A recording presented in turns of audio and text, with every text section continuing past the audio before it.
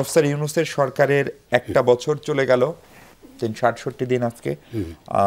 যে প্রত্যাশা নিয়ে এই সরকার যাত্রা শুরু করেছিল, প্রত্যাশাটা তো আসলে গণ অভ্যুত্থানের ছিল, আরো 3 দিন আগে যেটি হয়েছিল, সেই প্রত্যাশা প্রাপ্তির হিসাব যদি ফরহাদ মজহারকে মিলাতে বলা হয়, আপনি কি বলবেন? প্রত্যাশার কত শতাংশ আসলে মিটলো এখন পর্যন্ত? আপনি আমাকে চিন্তক বলেছেন, আমি সেখান থেকে যদি কথা বলি, সাধারণত যদি আমি দূরের দিকে তাকাই এবং ইতিহাসের জায়গা থেকে তাকাই, তাহলে একটা হলো যে আপনার একটা ইতিবাচক পরিবর্তন তো হয়েছে, কোনো সন্দেহ নেই। ইতিবাচক পরিবর্তনটা কি? ধরুন আপনি শেখ হাসিনা তো নাই, আমি কথা বলতে পারছি আপনাদের যমুনা টেলিভিশনে বসে। দ্বিতীয়ত হচ্ছে যে এমন সব বিষয় নিয়ে আমরা আলোচনা করতে পারছি যে বিষয়গুলো আমরা আগে আমাদের সমাজে খুব একটা আলোচনা হতো না। যেমন কীরকম? এই যে আপনি প্রত্যাশার কথাটা বললেন, এই যে গণ অভিপ্রায় কথাটা এসে গেছে, জনগণের ইচ্ছাটা কি, জনগণের ইচ্ছাটা কী করে, আকাঙ্ক্ষা, ইচ্ছা, অভিপ্রায় কম বেশি একই রকম শব্দ, মানে আমরা যেটা বলি জেনারেল উইল, হ্যাঁ, রুশো থেকে এসছে, অভিপ্রায় থেকে।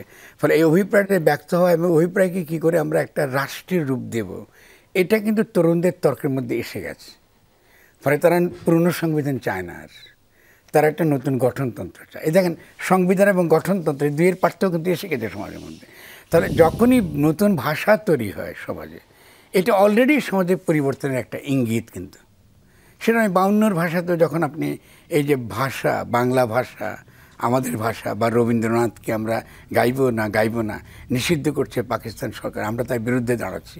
ফলে সোসাইটি কিন্তু এইভাবেই তার চেতনার, যেটা প্রত্যাশার কথা বলছেন, আমি চেতনার কথাটা বেশি বলবো, এই চেতনার জায়গাটা প্রথমত সামনে চলে আসে।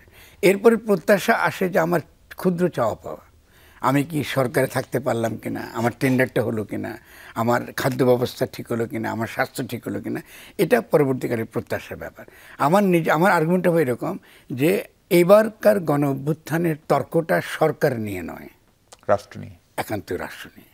তো আমরা কেন ব্যর্থ হয়েছি এক অর্থে, কেন যে আমরা এই 5 তারিখে গণ অভ্যুত্থান করলাম, কিন্তু 8 তারিখে একটা সাংবিধানিক প্রতিবিপ্লব হলো, মানে আমরা গণ অভ্যুত্থানটাকে আবার পুরনো সংবিধান অর্থাৎ পুরনো রাষ্ট্রের মধ্যে ঢুকিয়ে দিলাম।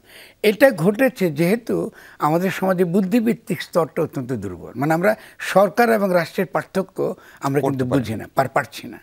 ফলে এই প্রথম কিন্তু আমরা চ্যালেঞ্জ করছি। যেমন ধরুন আজকে যারা নির্বাচন চাইছে, নির্বাচন তো হতেই হবে, কোনো সন্দেহ নেই, কিন্তু এই নির্বাচনটা কি রাষ্ট্র গঠনের জন্য নির্বাচন, নাকি এই নির্বাচনটা সরকারের জন্য নির্বাচন, নাকি এই নির্বাচনটা আপনার স্থানীয় সরকারের নির্বাচন?